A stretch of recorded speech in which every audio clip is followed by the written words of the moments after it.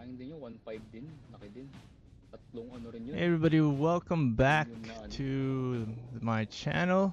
We're playing, this is For Honor closed beta. So we're here playing 4v4 Dominion, and as usual we're playing with our favorite Nobushi. We're playing with a few of my friends, just testing out the game, playing around, well, you know, one of the things that I really love about the Nobushi is, well, for one, she's really hard to use, and most heroes that are hard to use have, you know, high reward, high risk, high reward systems. And yes, she is a female-only character, which is, well, it's pretty cool because she looks completely like a badass, and I like the mystery of how some classes are female only and some classes are male only, or some classes are both female and male playable.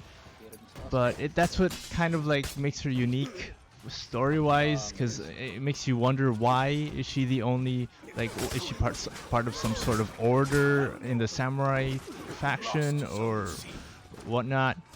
So moving on to her actual gameplay, she's pretty much longer. She's got this longer range than most other heroes in the game, and that's what I really love about her. I've always liked the ability to, you know, have that extra reach, and I've always had this thing for spears, especially the naginata from the Japanese martial arts. And so here we see that we tag team against this raider, and he's completely outnumbered, and he obviously doesn't have the skill to compete against two characters. But that's the one thing that I love about Nobushi, is she can fairly do well against 2 or 3, even 4 heroes all at the same time, because of her kit, which allows her to sort of string together all sorts of combos, and her bleeding effect. So you can just sort of poke at one enemy and then block at one enemy. It's all about timing, and that's what really makes her that kind of veteran player kind of hero. She's really hard to use, really hard to master, but if you can use her well, she will guarantee you the best gameplay in your life. Well, in my opinion, others will have their own opinions.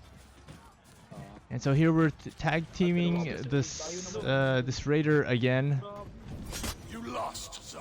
and as you can see, I think bleeding, yeah, the bleeding does a lot. And then another warden comes by, 2 wardens come by, and I can fairly defend myself properly because I have that advantage of having a longer reach that also extends to defensive capabilities, because she's using a sort of staff-like weapon. And so there I gained the revenge and finish off the other warden, and here I come to help my friend with the other warden, and that's how powerful she is, because she may have the lack of speed when it comes to blocking and executing certain moves, but if you string together her special abilities, she can actually attack pretty quickly and take your enemies off by surprise. I think here I get tag teamed again by 2 raiders, and I lose it. I try to revenge my way out of it, but one of the raiders catches me off guard, hits a heavy on me, and kills me off. But that's fine. Raiders are really meant to be really strong, and I'm still in the process here of learning how to parry, because raiders, well, most of the vanguard heroes, as they call them, vanguard heroes are mainly the raiders, the wardens, and the what's his name, the kensei for the samurais. These heroes, they tend to have moves that are unblockable, but you can block them with and here's another tag team. I always find myself in these situations where I'm against two heroes, and I don't mind because you know the Nobushi she's fairly capable of doing it. It's in her kit.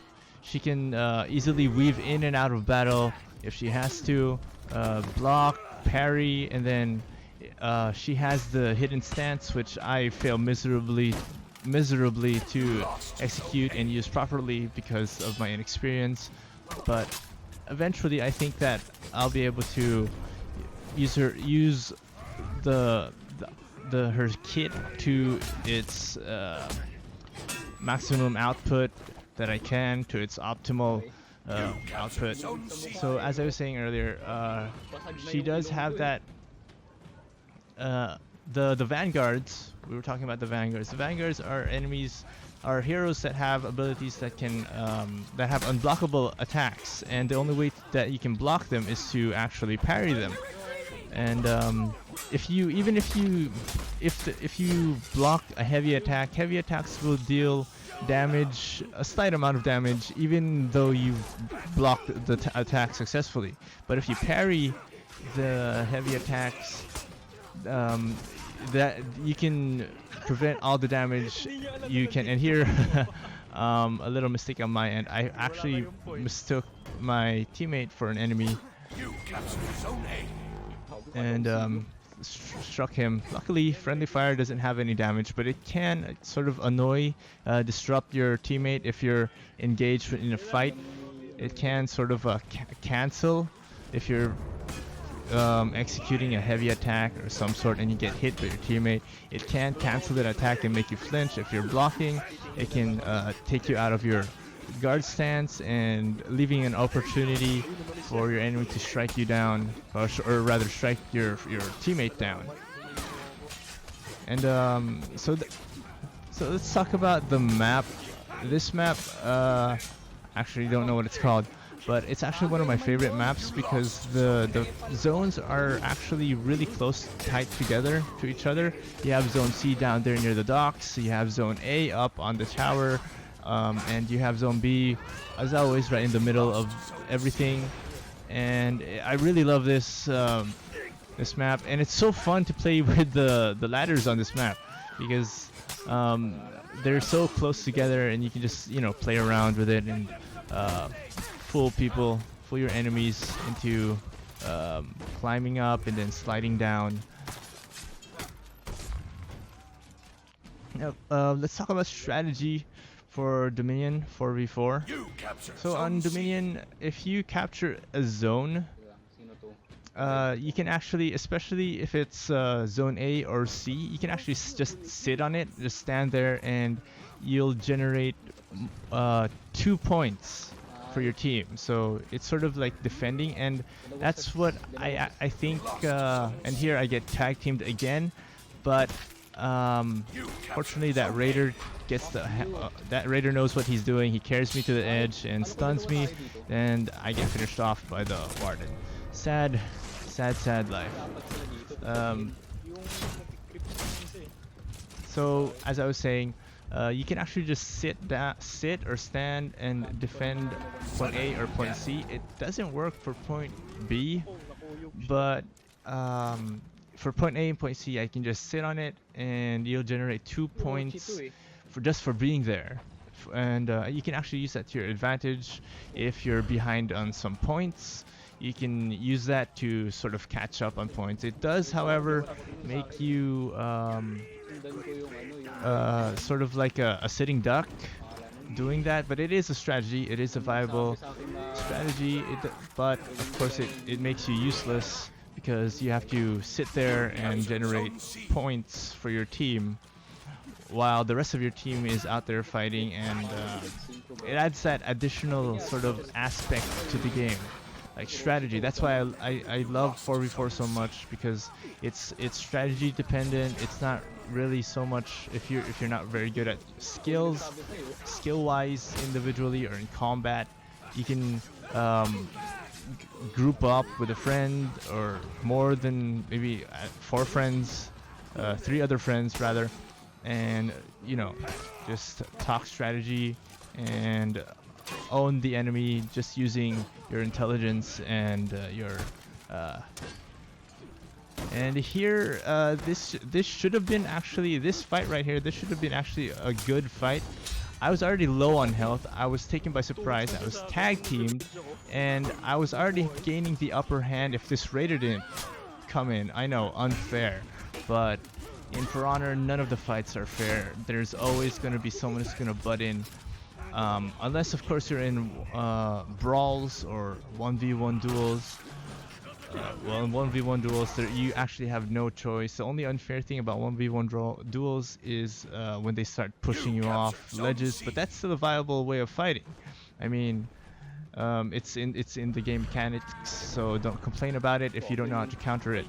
But actually, I will tell you right now, if you want to counter people who like to push you around, guard break is your friend. Because usually they have to guard break you first and then they push you off somewhere, so guard break is your friend. And there you go, we win the fight. That's the end of the video. I'll talk more about For Honor in another video, and actually do like the video if you liked it, and subscribe if you haven't yet. I'll see you guys in the next one.